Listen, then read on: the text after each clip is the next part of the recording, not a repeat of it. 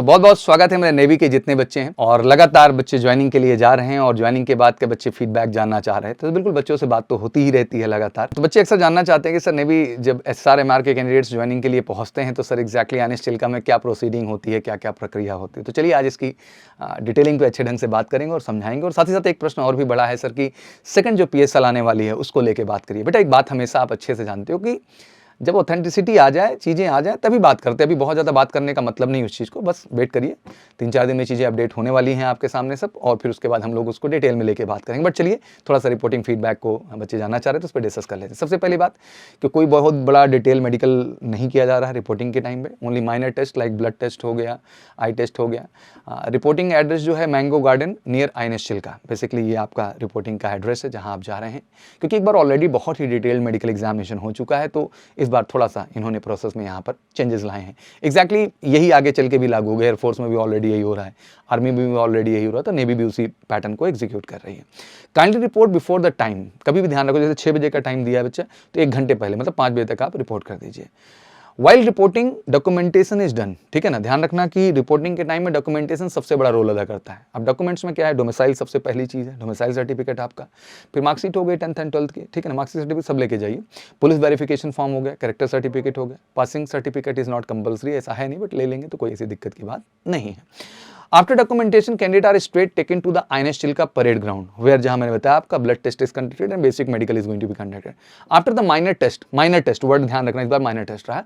Candidate are allotted the temporary identification number.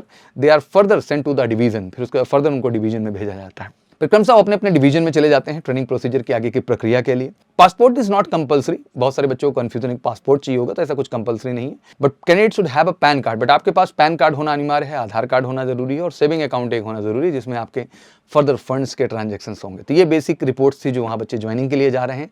मैं जानता हूँ मन में कौतूहल 2 चीज़ों को लेके है, एक तो सेकंड PSL को लेके जो आने वाली है 1/2024 इनटेक के लिए, और सेकंड सबसे बड़ा प्रश्न है आपका नेक्स्ट फॉर्म को लेकर के। तो नेक्स्ट फॉर्म को लेकर के तो एक क्लैरिटी दे दूं कि अभी थोड़ा सा आपको इंतजार करना होगा। वी आर एक्सपेक्टिंग कि they will update something in month of November, but ऐसा कुछ एग्जैक्टली अभी हुआ नहीं है। बट यही कहना चाहूँगा कि हाँ, मार्च-अप्रैल में आप पूरी आशा रखिए एग्जाम होने का।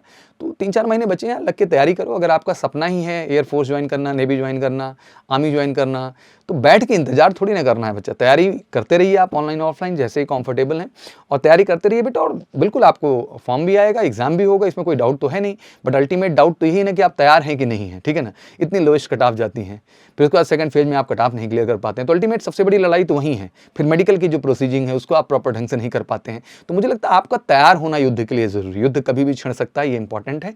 और आपने पूछा था तो अपडेट दिया। बाकी सेकंड PSL पे भी आने पे बात करूंगा डिटेल में, और फॉर्म को लेकर के भी जल्दी कुछ बेहतर अपडेट्स लेके आपके सामने आऊंगा। तो थैंक यू सो मच, आशा करता हूँ चीज़ें आपको क्लियर हुई होंगी। बाकी जो भी क्वेरीज हो कमेंट सेक्शन में जरूर मेंशन करिए। आप सब बहुत प्यार देते हैं, बट मैं भी इस बात का हमेशा ख्याल रखता हूँ कि बिना मतलब की वीडियोस नहीं होनी चाहिए, जेन्युइन होनी चाहिए, जिस इन्फॉर्मेशन से आपको फायदा मिले और आपका टाइम बिल्कुल वेस्ट ना हो। क्योंकि मेरे लाल हैं आप, और एक एक मिनट आपका ज़रूरी है बच्चा, और पढ़ के आपको बहुत आगे जाना है। तो बस पढ़ने पे ध्यान लगाइए, और MKC के साथ अगर आप जुड़ते हैं ऑनलाइन ऑफलाइन किसी भी पैटर्न स्टडीज़ के लिए, गारंटी है नेवी में हम 100% सफलता देते हैं। Thank you so much. जय हिंद, जय भारत।